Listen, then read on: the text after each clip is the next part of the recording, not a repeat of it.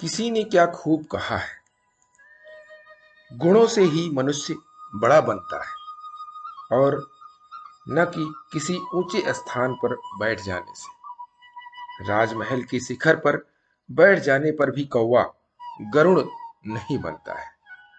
नमस्कार दोस्तों, मेरा नाम प्रेम प्रकाश पांडे है। आज अपने चैनल पर एक नई बेहतरीन मोटिवेशनल स्टोरी लेकर के आया हूं।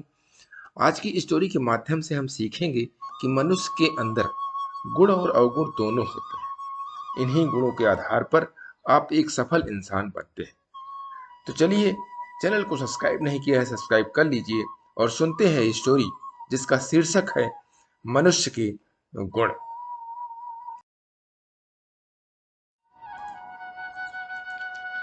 शोभित एक मेधावी छात्र था। उसने हाई स्कूल और इंटरमीडिएट की परीक्षा में पूरे जिले में टॉप किया था, पर इस सफलता के बावजूद उसके माता पिता उससे खुश नहीं थे।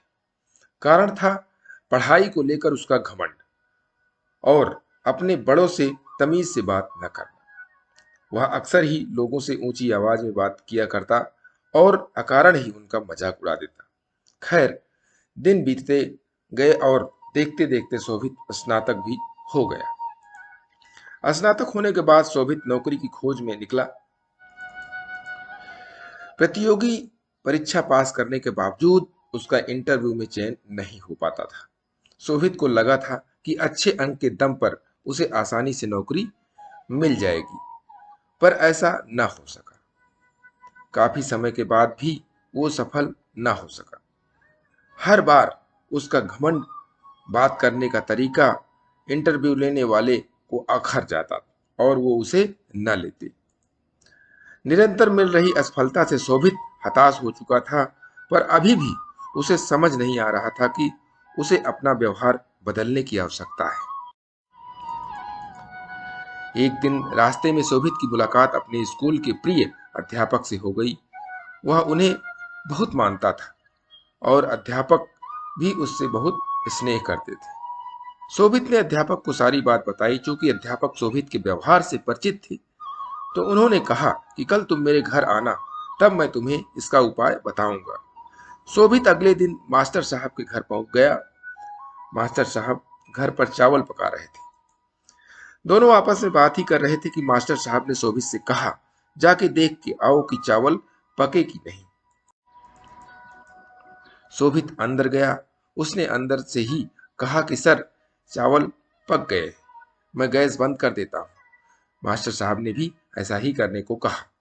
अब शोभित और मास्टर साहब आमने सामने बैठे थे। मास्टर साहब शोभित की तरफ मुस्कुराते हुए बोले, शोभित, तुमने कैसे पता लगाया कि चावल पक गए हैं? शोभित बोला, ये तो बहुत आसान था। मैंने चावल का एक दाना उठाया और उसे चेक किया कि वो पका है कि नहीं। वो पक चुका था तो मतलब चावल पक चुके हैं। मास्टर जी गंभीर होते हुए बोले, यही तुम्हारे असफल होने का कारण है। शोभित उत्सुकता बस मास्टर जी की ओर देखने लगा। मास्टर साहब समझाते हुए बोले कि एक चावल के दाने ने पूरे चावल का हाल बयां कर दिया। सिर्फ एक चावल का दाना काफी है ये बताने को कि अन्य चावल पके हैं या नहीं। हो सकता है कुछ चावल न पके हों, पर तुम उन्हें नहीं खोज सकते हो, तो सिर्फ खाते वक्त ही अपना स्वभाव बताएंगे। इसी प्रकार मनुष्य कई गुणों से बना होता है। पढ़ाई लिखाई में अच्छा होना उन्हीं गुणों में से एक है,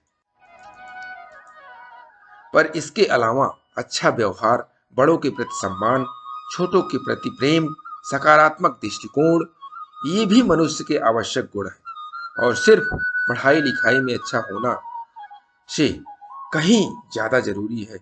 तुमने अपना एक गुण तो पका लिया, पर बाकियों की तरफ ध्यान ही नहीं दिया।